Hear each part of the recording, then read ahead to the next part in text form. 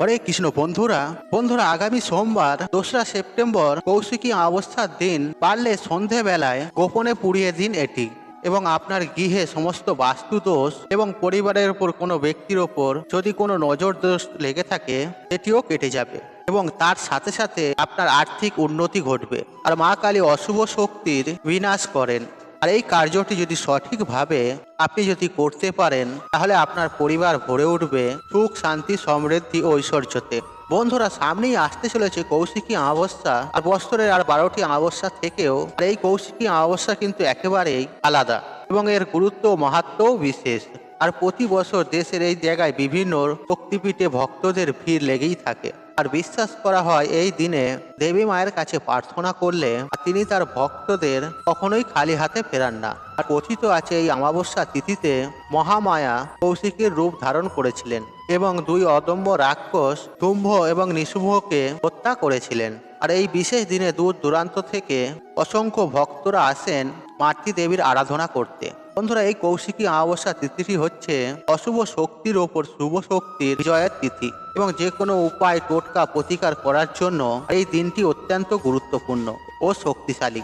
এই দিনে সন্ধ্যাবেলায় যদি আপনি আপনার বাড়ির দোষ এবং পরিবারের উপর কোনো ব্যক্তির নজর দোষ কাটাতে চান তাহলে এই উপায়টি অবশ্যই করবেন। আর এই উপায়টি একটি পরীক্ষিত ও প্রমাণিত উপায়।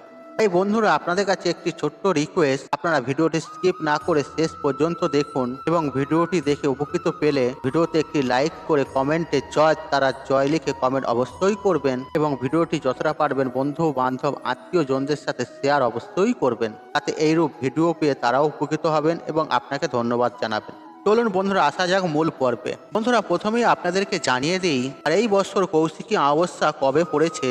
আর কৌশিকী অমাবস্যা পড়েছে বাংলার 16ই ভাদ্র 1431, ইংরাজি 2রা সেপ্টেম্বর 2024 সোমবার দিন। আর অমাবস্যার তিথি লাগছে রবিবার শেষ রাত্রি 5:07 থেকে এবং অমাবস্যা তিথি থাকবে মঙ্গলবার সকাল 6:31 পর্যন্ত।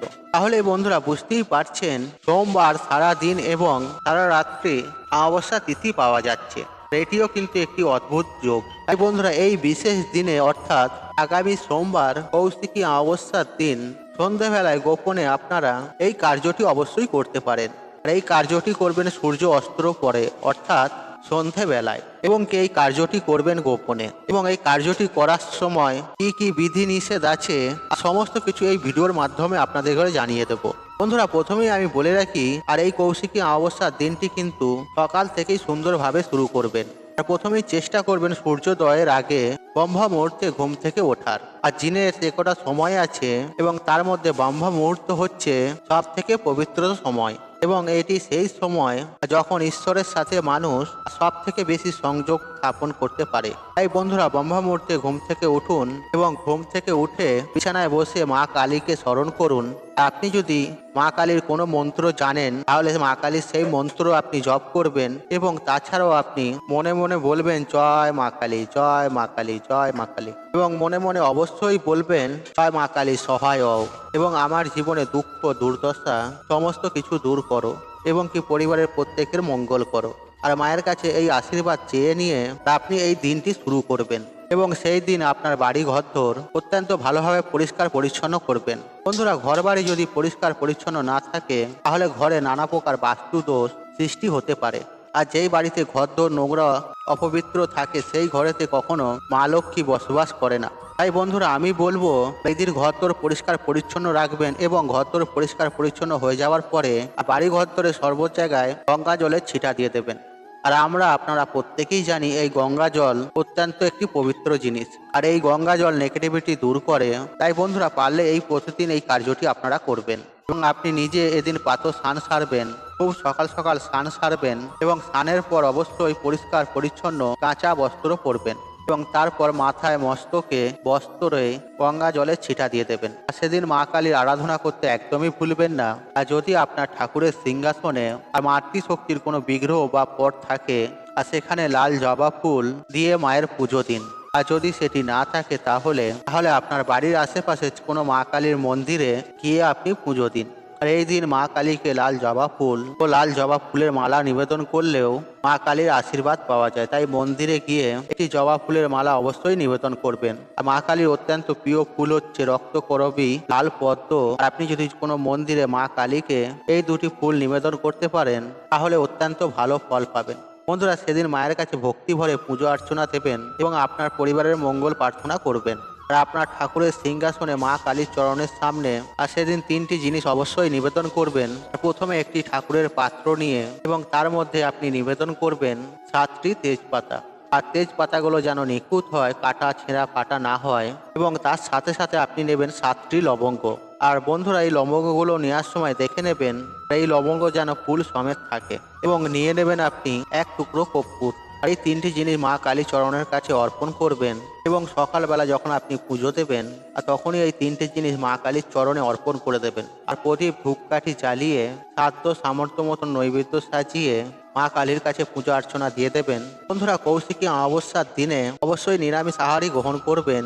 অমাবস্যার ব্রত উপবাস এবং পূজা আর দুটোই হবে সোমবার দিন, তাই আর সোমবার দিন উপবাস রেখেই মা কালীর পুজো দেবেন। আপনি রাত্রি অবধি না যদি উপবাস রাখতে পারেন তাহলেও কোনো অসুবিধা নেই। আর আপনি যতক্ষণ পুজো না দেবেন ততক্ষণ পর্যন্ত উপবাসী থাকুন, তারপর আপনি নিরামিষ আহার গ্রহণ করতে পারেন। তবে ভুল করেও এই দিন কোনো রকম আমিষ জাতীয় খাবার আর সেদিন খাবেন না এবং ঘরেও ঢোকাবেন না। এবং এরপর সন্ধেবেলা আপনি সন্ধে যখন দেবেন, এই জিনিসটা কিন্তু মনে রাখবেন বন্ধুরা, এই কৌশিকী অমাবস্যার দিনেই কিন্তু নানা রকম তন্ত্র সাধকেরা নানা রকম টোটকা উপায় করে থাকে। তাই বন্ধুরা, সেই সমস্ত কাজ থেকে পরিবারকে রক্ষা করার জন্য আর পরিবারের প্রত্যেকটি সদস্য যেন সেদিন সন্ধেবেলা কোনো অচেনা জায়গায় যাবেন না এবং কি অচেনা কোনো ব্যক্তির সঙ্গে যাবেন না, কোনো ফাঁকা জায়গা বা শ্মশান এরকম জায়গায় যাবেন না। চেষ্টা করবেন সন্ধেবেলায় বা রাত্রিবেলায় ঘরে থাকার। এবং সেই দিন রাস্তায় কোনো কিছু ডিঙোবেও না, যেমন ধরুন লেবু, লঙ্কা ও ইত্যাদি জিনিস। এবং বন্ধুরা, সেই দিন চুল দাড়ি ইত্যাদি কাটবেন না এবং অবশ্যই নিরামিষ আহার গ্রহণ করবেন এবং মা কালীকে মনে মনে স্মরণ অবশ্যই করবেন। বন্ধুরা, সন্ধেবেলায় বাড়ি ঘর সর্বত্র আলোকিত রাখবেন। তাই বন্ধুরা, আমি বারবার আপনাদের ঘরে বলছি, এই কৌশিকী অমাবস্যার দিন বাড়ি ঘর বিশেষ করে বাড়ির সদর দরজা সুন্দরভাবে পরিষ্কার পরিচ্ছন্নতা রাখবেন। আর সন্ধেবেলায় দুটি মাটির প্রদীপ আর তাতে তিলের তেল দিয়ে আর মুখ্য দরজার দুই পাশে অবশ্যই আপনি দিয়ে দেবেন এবং কি একটি প্রদীপ তুলসী তলায় প্রচলিত করবেন। বাড়িঘর সর্বত্র আলোকিত রাখবেন, দেখবেন কোথাও অন্ধকার না থাকে। বন্ধুরা, এই বিশেষ দিনে মা শুম্ভ নিশুম্ভকে বধ করেছিলেন কিন্তু এবং তার আগে অশুভ শক্তির বিকাশও হয়েছিল। তাই বন্ধুরা, এই দিন তন্ত্র সাধকদের দিন, নানা রকম টোটকা উপায় করার দিন। আর সেই সমস্ত কাজ থেকে পরিবারকে সুস্থ রাখবার জন্য আর এই উপায়গুলি আপনারা অবশ্যই করবেন। বাড়িঘর পরিষ্কার পরিচ্ছন্ন রাখবেন এবং বাড়ি সব জায়গায় আলোকিত করে রাখবেন এবং বাড়ির মুখ্য দরজায় দুটি তিলের তেলের প্রদীপ অবশ্যই প্রচলিত করবেন।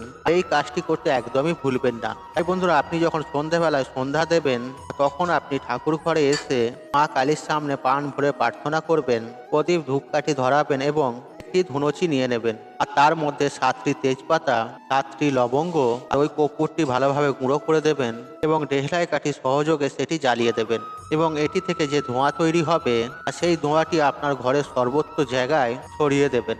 এই সময় বাড়ি ঘরের জানলা দরজা কিছুক্ষণের জন্য বন্ধ করে দেবেন, যাতে সেই ধোঁয়াটি আপনার বাড়ি ঘরে সর্বত্র যেতে পারে। আর কিছুক্ষণ পরে আপনি আপনার বাড়ির মুখ্য দরজাটি খুলে দেবেন এবং তারপর আস্তে আস্তে জানলাও খুলে দিতে পারেন আপনি, যাতে ধোঁয়াটি বাইরে বেরিয়ে যায়। তাই বন্ধুরা, এই উপায়টি আপনারা করবেন কৌশিকী অমাবস্যার দিন সন্ধ্যাবেলায়। আর এই উপায়টি যখন করবেন তখন যেন বাড়ির সদস্যরা বাড়িতেই থাকে আর বাড়ির বাইরের যেন কেউ সেই সময় কেউ ঘরে না আসে। কারণ বন্ধুরা, কোনো ব্যক্তি নজর আপনার এই কাজটির ওপর পড়ে তাহলে এই কাজটির ফলাফল আপনি পাবেন না। তাই বন্ধুরা, সতর্ক থাকবেন এই কাজটি করার জন্য। আর এই কাজটি কিন্তু আপনাকে গোপনেতেই করতে হবে ভালো ফল পাওয়ার জন্য। এরপরে যে কটি মঙ্গল ও শনিবার পাওয়া যাবে আপনারা পরপর 5টি মঙ্গলবার বা শনিবারে কাজটি করতে পারেন, একটা অত্যন্ত ভালো ফল পাবেন। আর যদি কোনো ব্যক্তির উপর নজর লেগে থাকে এই নজর দোষও কেটে যাবে। এরকম সময় অনেক সময় দেখা যায় যে কোনো ব্যক্তি ভালো আয় উন্নতি করছে, প্রতিবেশী আত্মীয় স্বজনের নজর লেগে গেল, তার কাজ খারাপ করতে শুরু করলো বা তার ব্যবসা হঠাৎ করে চলা বন্ধ হয়ে গেল, যতটা ইনকাম হচ্ছিল তার থেকে অনেকটাই কমে গেল বা শারীরিকভাবে অসুস্থ হয়ে পড়লো বা কাজ সে করতে পারছে না, এটা হচ্ছে নজর লেগে যাওয়া। সেক্ষেত্রে এই তেজপাতা, লবঙ্গ ও কর্পূর পোড়ানোর আগে তার উপর অ্যান্টি ক্লকওয়াইজ ভাবে 3 বার ঘুরিয়ে নিয়ে তারপর আপনারা পুড়িয়ে দিতে পারেন। এছাড়াও আপনার বাড়ির প্রত্যেকটি সদস্যর মাথা দিয়েও ঘুরিয়ে নিতে পারেন, এতে কোনো সমস্যাও নেই। এর ফলে আপনার পরিবারের থেকে সমস্ত নজর দোষ কেটে যাবে। আর এরকম অনেক সময় দেখা যায়, হয়তো বাইরে আপনি ঘুরতে গেছেন, আপনার ঘরে হয়তো ছোট বাচ্চা আছে, তার নজর লেগে গেছে, বা আপনার বাচ্চা ঘন ঘন অসুস্থ হয়ে পড়ছে, আর সেক্ষেত্রে সেই কাজটি আপনারা সেই বাচ্চার ওপরেও করতে পারেন। এতে আপনারা অত্যন্ত একটা ভালো ফল পাবেন। কিন্তু বন্ধুরা, সেদিন অবশ্যই মা কালীকে লাল জবা ফুল অবশ্যই নিবেদন করবেন, লাল চন্দন দিয়ে মা কালীর পুজো অর্চনা করবেন, আর সকালবেলায় মায়ের নাম নিয়ে আপনি দিনটি শুরু করবেন। এবং এই কাজটি আপনি যখনই করবেন, বাড়ি ঘরদোর যেন পরিষ্কার পরিচ্ছন্ন থাকে, আর বিশেষ করে এঁটো বাসনপত্র সর্বত্র পরিষ্কার পরিচ্ছন্ন করে রাখবেন। তারপর আপনি এই উপায়টি করবেন। এই উপায়ের আপনি 100% ফলদায়ী পাবেনই পাবেন।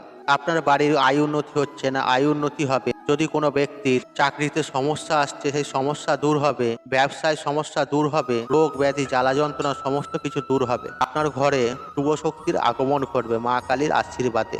বন্ধুরা, আশা করছি এই ভিডিওটি আপনাদের ভালো লেগেছে। তাহলে ভিডিওতে একটি লাইক করুন, কমেন্ট করুন, শেয়ার করুন, এবং বন্ধু বান্ধব আত্মীয়জনদের সাথে শেয়ার অবশ্যই করুন। মনে রাখবেন, আপনার একটি শেয়ার অনেক মানুষকে উপকৃত করে তুলতে পারে। আর আপনি যদি আমার চ্যানেল নতুন হয়ে থাকেন, তাহলে চ্যানেলটি অবশ্যই সাবস্ক্রাইব করুন এবং পাশে থাকা অন রাখুন, কারণ নিত্য নতুন ভিডিও সবার আগে দেখার জন্য। ঈশ্বর আপনার মঙ্গল করুক। আপনি সুস্থ থাকুন, নিরোগ থাকুন। আপনার দিন মঙ্গলময় হোক। হরে কৃষ্ণ কৃষ্ণ কৃষ্ণ হরে হরে।